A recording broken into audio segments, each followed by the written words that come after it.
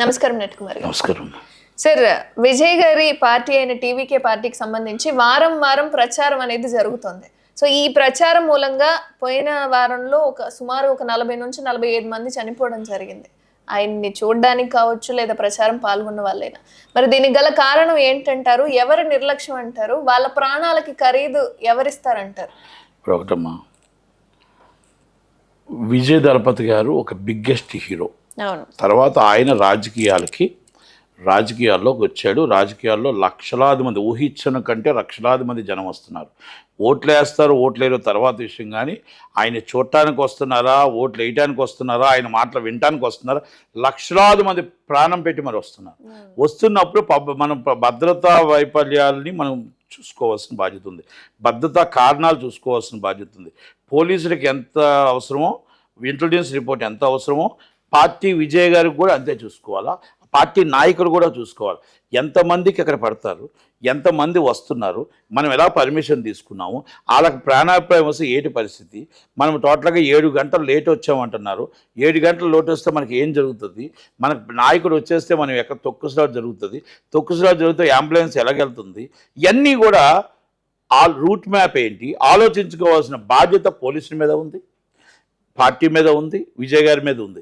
విజయ్ గారి గత ప్రోగ్రాంలు అన్నీ కూడా సక్సెస్ జరుగుకుంటూ వస్తున్నప్పుడు అది కూడా మనం బేర్ చేసుకోవాలి. ఇక్కడ ఎంతమంది పడతారు, మన చివరి దాకా ఎంతమంది పడతారు, వెళ్ళేటానికి ఎలా పడతారు, తొక్కుసలాట జరిగితే బయటికి రావడానికి ఎంతమంది పడతారు, మనకి ఫైర్ సర్వీస్ వస్తుందా, అంబులెన్స్ వస్తుందా లేదా చూసుకోవాల్సిన బాధ్యతలు ఉన్నాయి. విజయ్ గారు 7 గంటలు రావడం ఫస్ట్ ఆయన బాధ్యతగా తప్పు ఆయన ఒక రాజకీయ నాయకుడిగా. ఎందుకంటే అంతమంది అభిమానులు ఆయన కోసం చూస్తూ ఉన్నారు. అభిమానం పెరిగిపోతుంది, ఉక్రోషం పెరిగిపోతుంది, కోపం పెరిగిపోతుంది. మా నాయకుడు రాలేదేటండి, మా నాయకుడు వచ్చాడు అనేటప్పటికీ జనాల్లో ఒక కోపతాపాలు వచ్చేసాయి. తొక్కుసలాట జరిగిపోయింది. అంటే ఏంటంటే చూసేయాలా ఆయన ఆతృత. ఎందుకంటే ఫస్ట్ సినిమా నాయకుడు, సినిమా హీరో తర్వాత రాజకీయ నాయకుడు కనుక అవన్నీ దాంట్లో మొత్తం టోటల్గా 40 నుంచి 50 మంది ప్రాణాలు కోల్పోయారు. చాలామంది హాస్పిటల్లో ఉన్నారు. కనుక పార్టీ రెస్పాన్సిబిలిటీగా తప్పు జరిగింది ఎక్కడో ముందు అది వాళ్ళకు టెక్నికల్గా వాళ్ళు విచారణ జరుపుకుంటారు. దాని జోలికి నేను అడగట్లేదు. కానీ నిజంగా పార్టీకి బాధ్యత ఉంటే చనిపోయిన వాళ్ళకి ₹1,00,00,000, గాయపడ్డ వాళ్ళకి 25 లక్షలు, బాగా గాయపడ్డ వారికి 50 లక్షలు, వాళ్ళ ఇంట్లో వాళ్ళకి ఎవరైతే ఉన్నారో ఆయన చనిపోయిన వ్యక్తి శాశ్వతంగా వాళ్ళ కుటుంబం ఎలాగుండేదో, వాళ్ళ కుటుంబం ఎంత ఆదాయం వస్తుందో, ఎలాగ బతికేదో, పిల్లలు ఎలాగున్నారో, పిల్లల చదువు ఏంటి, ఇవన్నీ ఏంటి, రెస్పాన్సిబిలిటీస్ మొత్తం టోటల్గా పార్టీ తీసుకోవాలి. నెలకి మొత్తం ఎంత అవుతుందో ఇంటికి ఖర్చు పార్టీ పంపించాలి. అలా చేయకపోతే మిమ్మల్ని నమ్ముకొని, మిమ్మల్ని ఆలోచించుకొని ఎక్కడెక్కడి నుంచో మిమ్మల్ని చూడటానికి వస్తే మీకోసం ప్రాణం పోయే వాళ్ళకి మీరే న్యాయం చేసినట్టు. ఇదే న్యాయం చేయలేని వాళ్ళు రేపు గవర్నమెంట్ వచ్చాక మీరే న్యాయం చేస్తారు. 40 మందికే న్యాయం చేయలేని వాళ్ళు 5 గంటలు 10 కోట్ల మందికి మీరు న్యాయం చేస్తారా అనేది ప్రజల అభిప్రాయం. ఇది కనుక అలాంటి మీరు 10 కోట్ల రూపాయలు మీరు ఇవ్వండి. రేపు ఆ పిల్లల చదువులు ఏంటి, ఆ పిల్లల పెళ్ళిళ్ళు ఏంటి, ఆయన చనిపోయిన వాళ్ళ ఆదాయం ఏంటి, ఆ ఆదాయం మీద ఆ పిల్లలు ఎలా బతుకుతున్నారు, నెలకి ఎంత మెయింటెనెన్స్ కావాలి, అది గవర్నమెంట్ పార్టీ నుంచి చేయాల్సిన బాధ్యత ఉంది. గవర్నమెంట్ 10 లక్షలు ఇచ్చింది, సెంట్రల్ గవర్నమెంట్ 2 lakhs ఇచ్చింది.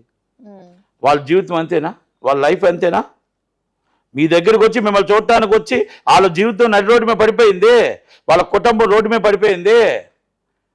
ఆ కుటుంబాన్ని మనం కాపాడాల్సిన బాధ్యత మన మీద ఉంది, రెస్పాన్సిబిలిటీ ఉంది మన మీద కదా. మరి అలాంటప్పుడు మీరు అన్నీ చూసుకోకుండా మీరు రాజకీయాలు మాట్లాడుకుంటున్నారు. స్టాలిన్ గారు అవ్వచ్చు, స్టాలిన్ గారు తప్పు చేస్తే గవర్నమెంట్ ఎత్తి చూపచ్చు, మీరు తప్పు చేస్తే గవర్నమెంట్ మిమ్మల్ని అరెస్ట్ చేయొచ్చు. లేకపోతే అక్కడ ప్రాణం పోయింది, ఆ ప్రాణం కుటుంబం పరిస్థితి ఏంటి, ఆ ప్రాణం మనం ఏ విధంగా పోయింది, ఆమెకు ఆదాయం ఎంత ఉంది, వాళ్ళకి ఆదాయం ఎంత ఉంది, అది మనం చూసుకొని వాళ్ళని కాపాడుకోవాల్సిన బాధ్యత. ఫస్ట్ టైం స్టార్ట్ చేయండి విజయ్ గారు, మీరు స్టార్ట్ చేయండి. ఆ కుటుంబానికి నేను పెద్ద దిక్కు, పెద్ద అన్నగా నేను ఉంటాను. ఆ కుటుంబానికి నేను ₹1,00,00,000 ఇస్తున్నాను. నా కుటుంబం చదువుల నుంచి అన్నిటి నుంచి నా పార్టీ భరిస్తుంది. మెయింటెనెన్స్ కూడా నెలకు పెన్షన్ కింద నా పార్టీ భరిస్తుంది. చెయ్యండి మీరు రాజకీయ పార్టీలు. ప్రతి రాజకీయ పార్టీకి ఇది కనువింపు కావాలి. ప్రతి రాజకీయ పార్టీకి ఇలాగ ఎవరికైనా ఏమైనా జరిగితే ఇది జరగాలి, ఈ పార్టీ భరించాలి అని ఒక కనువింపు కలగడానికి కొత్తగా మార్పు తీసుకురండి. మీరు రాజకీయాలుగా డిఎంకే ఓడిస్తా, నేను మార్పు తీసుకొస్తా, ఈ మార్పు తీసుకురండి. మీ మార్పు రాజకీయాల్లో మళ్ళీ వస్తుంది. ఈ మార్పు మీ నాంది మీతో స్టార్ట్ చేయండి.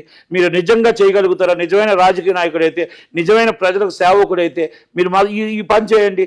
మీరు ఎవరైతే చనిపోయారో వాళ్ళ కుటుంబాలను దత్తత తీసుకోండి. మీ పార్టీ తరపు నుంచి మెయింటెనెన్స్ ఇవ్వండి. మీ పార్టీ తరపు నుంచి వాళ్ళ కుటుంబాల చదువులు, బాగులు, ఓగులు ఎవరైతే చనిపోయాడో ఆ పిల్లలకు కానీ, ఆ తల్లిదండ్రులకు కానీ ఆయన ఎలాగ చూసుకున్నాడు అలా మీ కుటుంబంలాగా పార్టీ చూసుకోగలిగితే ఈరోజు మన కుటుంబాలందరినీ చూస్తున్న మన పెద్దన్నగా రేపు మార్పు తీసుకొస్తాడేమో, రేపు రాజకీయ మార్పులు వస్తాయేమో, రాజకీయ సునామీలు వస్తాయేమో అని ఆలోచిస్తారు తప్ప అందరు రాజకీయ నాయకుల్లాగా చచ్చిపోయారు కదా మాకేం సంబంధం ఉంది, నాకు సిబిఐ విచారణ జరిపించండి, లేకపోతే సిపిఎం విచారణ జరిపించండి అంటే కరెక్ట్ కాదు.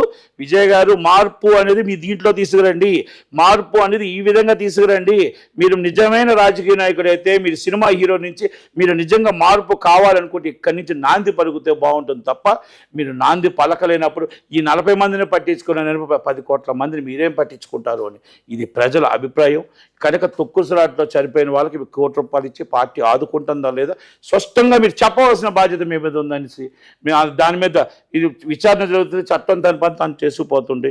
తప్పు ఎవరిది అనేది కాదు, ప్రాణం పోయింది, ప్రాణం విలువ మనం కట్టలేము కాబట్టి ఆ కుటుంబాన్ని ఆదుకోవాల్సిన బాధ్యత మన మీద ఉంది కాబట్టి చేస్తారని ఆశిస్తూ, మార్పు మీ ద్వారా స్టార్ట్ అవుతుందని ఆశిస్తూ సెలవు తీసుకుంటున్నాను. Thank you.